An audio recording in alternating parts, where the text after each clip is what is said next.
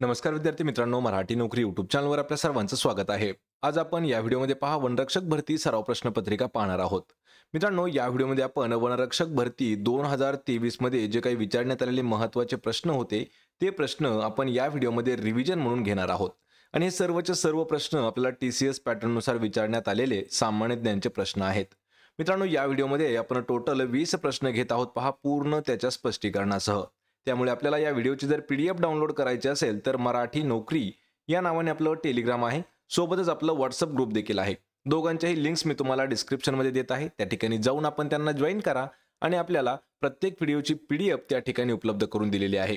आणि मित्रांनो, चॅनलवरती जर नवीन असाल तर लगेच आपल्या मराठी नोकरी या YouTube चॅनलला देखील सबस्क्राइब करून ठेवा। चला तर व्हिडिओला सुरुवात करूया।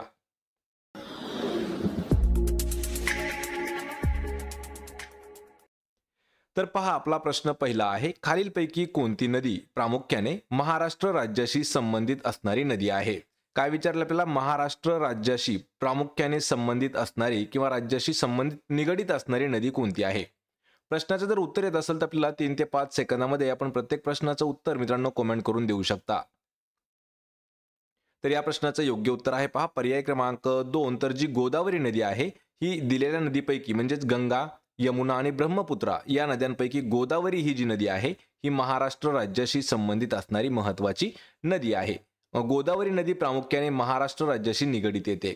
गोदावरी ही गंगा नदीनंतरची भारतातील दुसरी सर्वात मोठी नदी आहे, जी भारताच्या एकूण भौगोलिक क्षेत्राच्या 10% भाग व्यापते। गोदावरी नदीचा उगम नाशिक जवळ त्र्यंबकेश्वर या ठिकाणी महाराष्ट्र राज्यामध्ये होतो। गोदावरी नदीची लांबी 1450 किलोमीटर इतकी आहे आणि याच नदीला दक्षिण गंगा म्हणून देखील ओळखलं जातं।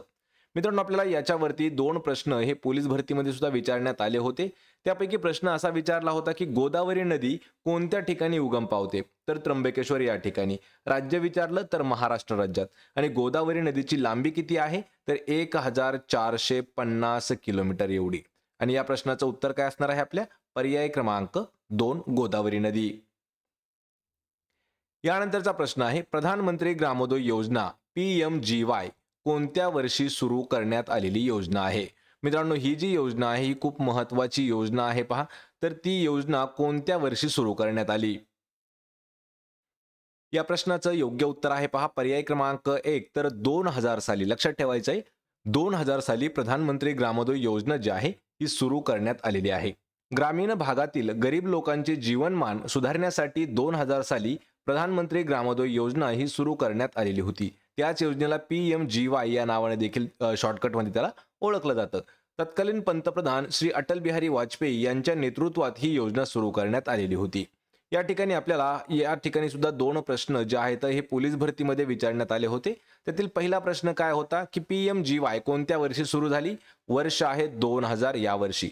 कोणाच्या काळामध्ये सुरू झाली होती? तर अटल बिहारी वाजपेयी यांच्या काळामध्ये सुरू झालेली होती। आणि मित्रांनो, यामध्ये सर्वचे सर्व प्रश्न हे आपण TCS पॅटर्नचे प्रश्न घेतलेले आहेत। पर्याय क्रमांक 1 आपलं या प्रश्नाचं अचूक उत्तर होईल। यानंतरचा प्रश्न आहे, भारताची पहिली वंदे भारत एक्सप्रेस ट्रेन कोणत्या 2 स्थानकांदरम्यान धावलेली आहे? भारतातील आपल्या पहिली वंदे भारत एक्सप्रेस ट्रेन कोणत्या 2 स्थानकादरम्यान होती? तर ती होती ऑप्शन क्रमांक 4 नवी दिल्ली ते वाराणसी या ठिकाणी आपल्या भारतातील पहिली वंदे भारत एक्सप्रेस जी आहे ही धावली होती। 15 फेब्रुवारी 2019 या दिवशी पंतप्रधान नरेंद्र मोदी यांनी भारतातील पहिल्या वंदे भारत एक्सप्रेसला नवी दिल्ली रेल्वे स्थानकावर हिरवा झेंडा दाखवून तिचं उद्घाटन केलं। नवी दिल्ली ते वाराणसी या मार्गावर देशातील पहिले वंदे भारत ट्रेन जी आहे ही धावली होती। यावरती आपल्याला 2 प्रश्न आलेले नाहीत, पण आपण तयार करू शकतो। तर त्यातील पहिला प्रश्न काय आहे की वंदे भारत जी आहे एक्सप्रेस ही कोणत्या दिवशी सुरू करण्यात आली? तर डेट आहे पहा 15 फेब्रुवारी। लक्षात ठेवा 15 फेब्रुवारी 2019। आणि कोणी तिचं उद्घाटन केलं होतं? तर पंतप्रधान नरेंद्र मोदी यांनी। कोणत्या ठिकाणी केलं होतं? नवी दिल्ली या ठिकाणी। आणि कोणत्या 2 स्थानकांदरम्यान धावली? नवी दिल्ली ते वाराणसी। पर्याय क्रमांक 4 आपलं या प्रश्नाचं अचूक उत्तर होईल। यानंतरचा प्रश्न आहे, धुळे उठाव प्रामुख्याने खालीलपैकी कोणत्या राज्याशी संबंधित होता? पहा, राज्याशी संबंधित असणारा विचारलेला आहे। कोणता आहे? धुळे उठाव। तर मित्रांनो, धुळे उठाव हा जो आहे हा पर्याय क्रमांक 3 तर महाराष्ट्र या राज्याशी संबंधित असणारा एक उठाव होता। तर हा कसा कसा होता या ठिकाणी पहा। तर पहा, धुळे उठाव हा प्रामुख्याने महाराष्ट्र राज्याशी संबंधित आहे? धुळे जिल्हा पूर्वी पश्चिम खानदेश जिल्हा म्हणून ओळखला जात होता. 10 मे 1857 रोजी दिल्लीपासून 40 मैलाच्या अंतरावरती मेरठ छावणीमध्ये ईस्ट इंडिया कंपनीच्या भारतीय सैनिकांनी बंड पुकारलं व त्या बंडाचं पडसाद महाराष्ट्र राज्यामध्ये देखील उमटलं होतं. तर या उठावादरम्यान धुळे क्षेत्रातील आदिवासी बांधवांनी उठाव केला होता. लक्षात ठेवायची तारीख कोणती आहे? 10 मे 1857. दिल्लीपासून 40 मैलाच्या अंतरावरती मेरठ छावणीमध्ये ईस्ट इंडिया कंपनीच्या भारतीय सैनिकांनी बंड पुकारला होता आणि त्याचाच प्रतिसाद जो आहे तो धुळे जिल्ह्यातून देखील गेलेला होता. पर्याय क्रमांक 3 आपलं या प्रश्नाचं योग्य उत्तर होईल महाराष्ट्र. यानंतरचा प्रश्न आहे, भारतातील कोणत्या घाटांना सह्याद्री पर्वतरांगा असे देखील म्हटले जाते? या ठिकाणी काय विचारलंय? भारतातील असा कोणता घाट आहे की त्या घाटाला सह्याद्री पर्वतरांग म्हणून देखील ओळखतात? तर या प्रश्नाचं योग्य उत्तर आहे पहा पर्याय क्रमांक 1. जो पश्चिमेकडील घाट आहे, भारतातील पश्चिमेकडील घाटांना सह्याद्री पर्वतरांगा असं म्हणून ओळखलं जातं. सह्याद्री किंवा पश्चिम घाट ही भारताच्या पश्चिम किनाऱ्या शेजारी उभी असलेली डोंगराची एक रांग आहे. ही अंदाजे 1600 किलोमीटर लांबीची डोंगर रांग तापी नदीच्या दक्षिणेकडून व महाराष्ट्र गुजरातच्या सीमेजवळून चालू होते. तसेच ती महाराष्ट्र, गोवा, कर्नाटक, तामिळनाडू आणि केरळ या राज्यातून वाहून भारताच्या दक्षिण टोकाजवळ जाऊन पोहोचते. पर्याय क्रमांक 1 आपलं या प्रश्नाचं उत्तर होईल पहा. तर पश्चिम घाट जो आहे यालाच सह्याद्री पर्वतरांग देखील म्हणून ओळखतात. पर्याय 1. यानंतरचा प्रश्न आहे, कोणाची निवड ही संसदेच्या दोन्ही सभागृहांच्या तसेच राज्य विधानसभेच्या निर्वाचित सदस्यांचा समावेश असलेल्या एका निर्वाचक गणाकडून अप्रत्यक्षपणे केली जाते? या ठिकाणी मित्रांनो कोणतीही निवडणूक जर विचारलं किंवा कशाची जरी निवड विचारलं, या ठिकाणी जर अप्रत्यक्षपणे हा शब्द असला तर त्याचं उत्तर जवळपास आहे हे राष्ट्रपती असतं. पण या ठिकाणी काय विचारलं आपल्याला की संसदेच्या दोन्ही सभागृहांच्या तसेच राज्य विधानसभेच्या निर्वाचित सदस्यांचा समावेश असलेला एक निर्वाचक गट असतो किंवा एक गण असतो, तर त्यांच्याकडून अप्रत्यक्षपणे कोणाची निवड केली जाते? तर ती केली जाते पर्याय क्रमांक 3. जे देशाचे राष्ट्रपती आहेत त्यांची निवड ही अप्रत्यक्षपणे केली जाते. कोणामार्फत केली जाते? तर भारताच्या संविधानानुसार राष्ट्रपतींची निवड ही जी आहे ही थेट नागरिकाद्वारे होत नसते. म्हणजे न होता संसदेच्या दोन्ही सभागृहांचे निवडून आलेले सदस्य आणि त्यांच्या विधानसभांचे निवडून आलेले सदस्य यांनी मिळून बनलेल्या निर्वाचक गणाकडून अप्रत्यक्ष केली जाते. पर्याय क्रमांक 3 आपलं या प्रश्नाचं योग्य उत्तर असणार आहे. यानंतरचा प्रश्न आहे, दिलेल्या पर्यायांच्या आधारे खालीलपैकी कोण संविधान सभेचे अध्यक्ष होते? या ठिकाणी पहा, संविधान सभेचे अध्यक्ष आणि मसुदा समितीचे अध्यक्ष हे स्पेशल मित्रांनो 2 वेगवेगळे प्रश्न आहेत. लक्षात ठेवा, त्यामुळे हा प्रश्न थोडासा इम्पॉर्टंट आहे. या ठिकाणी काय विचारले आपल्याला? संविधान सभेचे अध्यक्ष कोण होते? तर संविधान सभेचे अध्यक्ष हे पर्याय क्रमांक 3 डॉक्टर राजेंद्र प्रसाद जे आहेत हे संविधान सभेचे अध्यक्ष म्हणून काम पाहत होते. तर हरेंद्र कुमार मुखर्जी आहेत हे उपाध्यक्ष म्हणून त्यांची निवड झाली होती. कॅबिनेट मिशनच्या शिफारसीवर आधारित जुलै 1946 मध्ये संविधान सभेची स्थापना करण्यात आली आणि भारतीय राज्यघटनेच्या निर्मितीसाठी संविधान सभेची स्थापना करण्यात आली होती. या ठिकाणी लक्षात ठेवा, प्रश्न इम्पॉर्टंट आहे. कधी? जुलै 1946 मध्ये संविधान सभा जी आहे ती स्थापन करण्यात आली होती. तिचे अध्यक्ष कोण होते? तर डॉक्टर राजेंद्र प्रसाद. आणि डॉक्टर राजेंद्र प्रसाद हे जे आहेत हे स्वतंत्र भारताचे पहिले राष्ट्रपती देखील म्हणून त्यांनी कारभार सांभाळलेला आहे.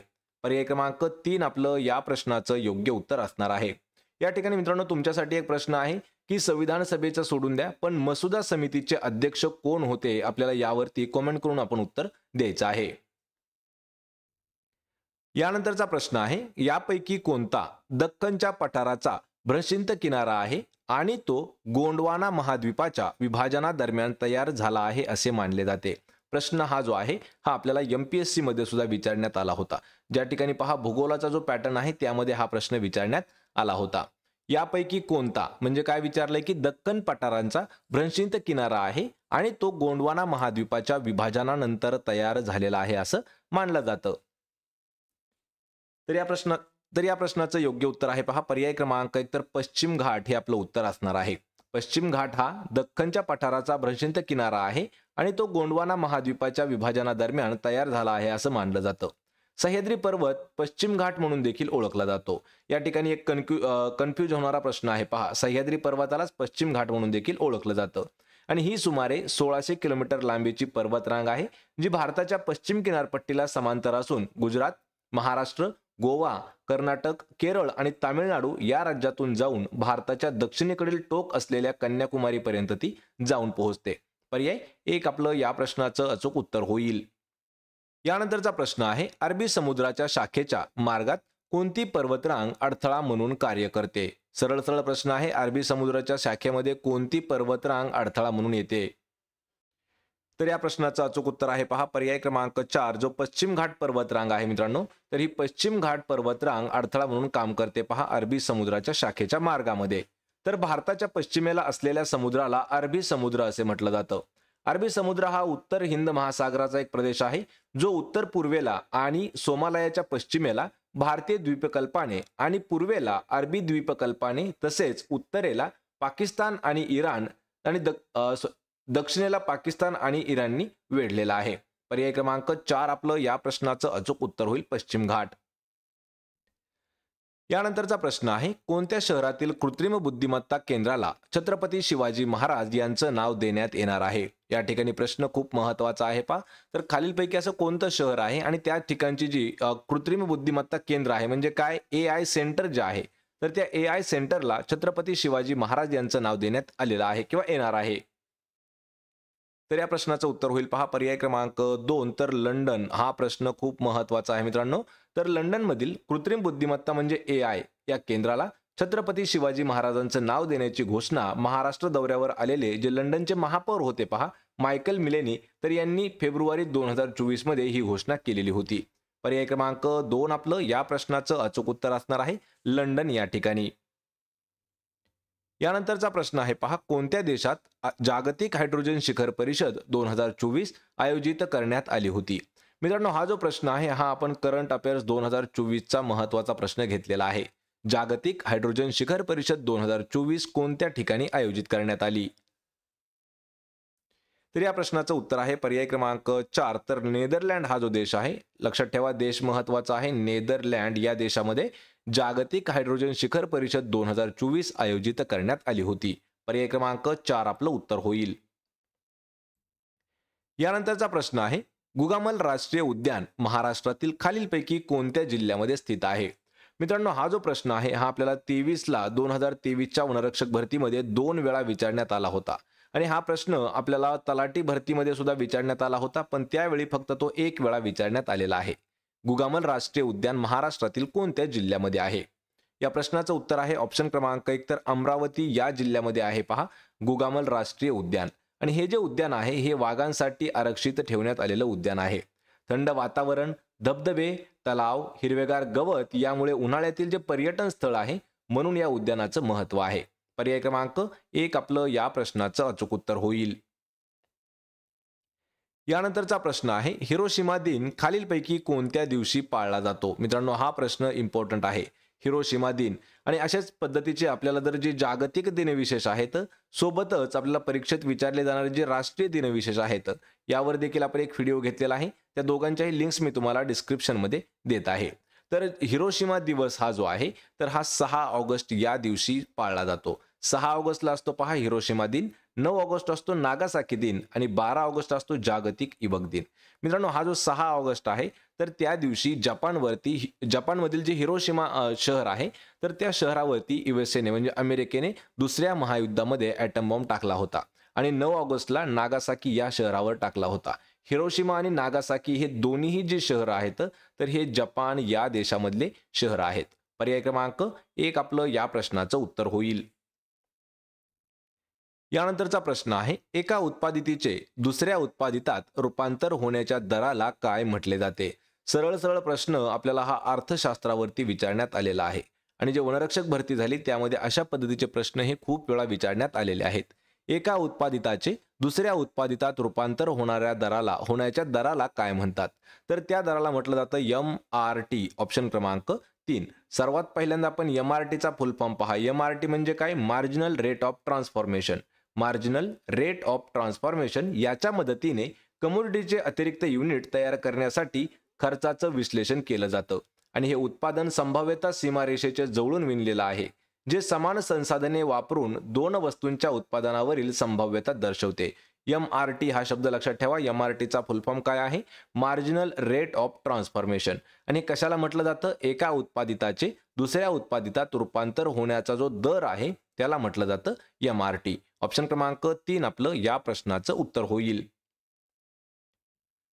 यानंतरचा प्रश्न आहे, पहिला हिंदू विधवा पुनर्विवाह अधिनियम खालीलपैकी कोणत्या वर्षी लागू करण्यात आलेला होता? प्रश्न हा खूप महत्त्वाचा आहे. पहिला हिंदू विधवा पुनर्विवाह अधिनियम कोणत्या वर्षी लागू करण्यात आला?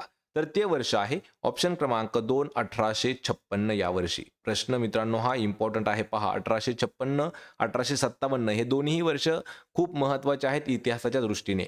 या ठिकाणी पहा, पहिला हिंदू विधवा पुनर्विवाह अधिनियम 1856 साली लागू करण्यात आला. या कायद्याद्वारे हिंदू विधवांनी केलेले पुनर्विवाह कायदेशीर ठरले. याचा मसुदा लॉर्ड डलहौसीच्या सत्ता काळामध्ये लिहिण्यात आला आणि लॉर्ड कॅनिंगने हा अंमलात आणला.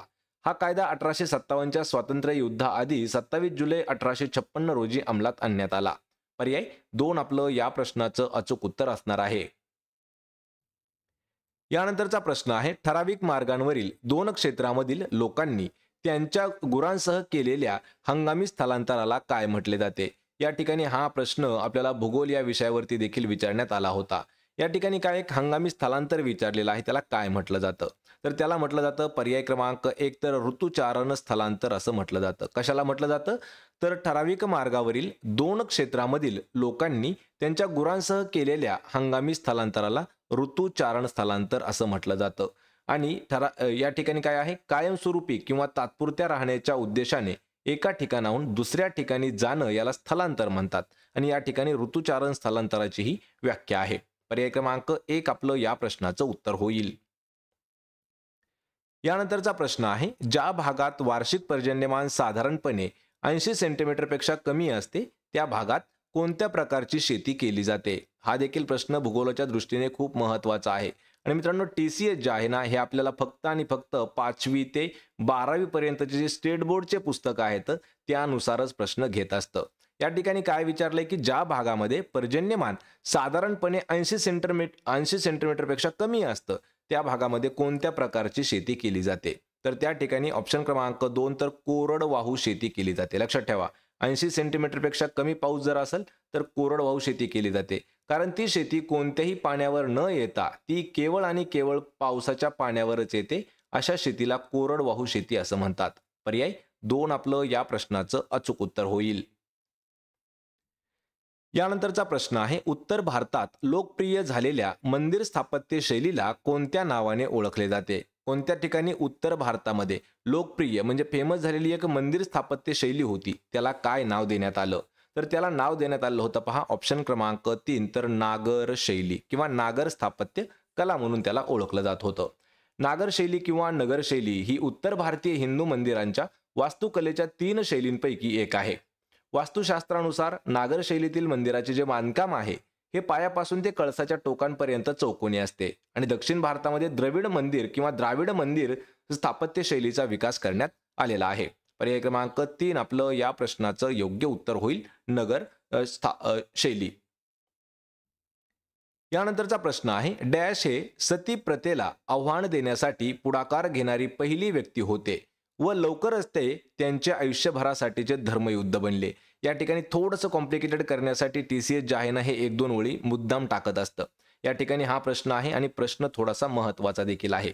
या प्रश्नाचं उत्तर मी तुम्हाला सांगतो आणि त्याचं स्पष्टीकरण देखील घेतो. तर पहा, उत्तर आहे याचं पर्याय क्रमांक 3 राजा राममोहन रॉय हे आपलं उत्तर असणार आहे. तर राजा राममोहन रॉय यांनी हे जे आहेत हे सती प्रथेला आव्हान देण्यासाठी पुढाकार घेणारी पहिली व्यक्ती ठरलेली आहे. कोण? राजा राममोहन रॉय. आणि राजा राममोहन रॉय यांनी आधुनिक भारताचे जनक म्हणून देखील त्यांना ओळखलं जातं. त्यांचा जन्म 22 मे 1772 रोजी बंगालमधील ब्राह्मण कुटुंबात झाला आणि ते ब्राह्मो समाजाचे संस्थापक होते. या ठिकाणी ब्राह्मण झालेला आहे मित्रांनो, पण त्या ठिकाणी त्यांनी कोणता तर ब्राह्मो समाज जो आहे तो स्थापन केला होता. त्यांच्या प्रयत्नाने 1829 मध्ये सतीबंदी कायदा जो आहे तो संमत करण्यात आलेला होता. या ठिकाणी जी प्रिंट मिस्टेक झालेली आहे आपल्याला PDF मध्ये ती दुरुस्त करून दिली जाईल. पर्याय क्रमांक 3 आपलं या प्रश्नाचं योग्य उत्तर होईल. आपल्या व्हिडिओचा शेवटचा प्रश्न आहे, कोणत्या राज्यामध्ये राष्ट्रीय चिलिका पक्षी महोत्सवाचे आयोजन करण्यात येते? हा देखील प्रश्न दरवर्षी आपल्याला करंट अफेअर्स वरती मुद्दाम विचारण्यात आलेला आहे. राष्ट्रीय चिलिका पक्षी महोत्सवाचं आयोजन कोणत्या राज्यामध्ये केलं जातं? तर ते राज्य आहे पहा ऑप्शन क्रमांक 4 तर ओडिसा हे जे राज्य आहे, ओडिसा या राज्यामध्ये म्हणजे या ठिकाणी काय केलं आहे 27 जानेवारी 2024 रोजी चौथ्या राष्ट्रीय चिलिका पक्षी महोत्सवाचं उद्घाटन केलेलं आहे. 27 ते 29 जानेवारी 2024 दरम्यान हा महोत्सव पार पडला. चिलिका हे आशियातील सर्वात मोठे खाऱ्या पाण्याचे सरोवर आहे. या ठिकाणी चिलिका किंवा आपल्याला चिल्का असा शब्द देखील खूप वेळा विचारण्यात आलेला आहे. चिल्का सरोवर किंवा चिलिका असं आपल्याला खूप वेळा विचारण्यात येतं. तर राष्ट्रीय चिल्का किंवा चिलिका पक्षी महोत्सवाचं जे आयोजन आहे हे ओडिशामध्ये करण्यात येतं. पर्याय क्रमांक 4 आपलं या प्रश्नाचं उत्तर होईल. तर मित्रांनो हे होते पहा महत्त्वाचे 20 प्रश्न. आपल्याला या 20 प्रश्नांपैकी किती प्रश्नाचे उत्तर देता आले हे मला कमेंट करून नक्की सांगा. व्हिडिओ जर आवडला तर व्हिडिओला आपल्या लाईक करा, मित्रांमध्ये व्हिडिओ शेअर करा आणि आपल्या मराठी नोकरी यूट्यूब चॅनलला सबस्क्राईब करून ठेवा. मित्रांनो प्रत्येक व्हिडिओची जी PDF आहे ही आपल्याला अगदी फ्रीमध्ये मी प्रोव्हाइड करत आहे आपल्या टेलिग्राम चॅनलवरती. त्याचं नाव आहे पहा मराठी नोकरी टेलिग्राम चॅनल. तर या ठिकाणी त्याची लिंक देखील मी तुम्हाला डिस्क्रिप्शनमध्ये दिलेली आहे. आपण भेटूया पुढच्या एका अशाच नवीन व्हिडिओमध्ये. तोपर्यंत जय हिंद, जय महाराष्ट्र.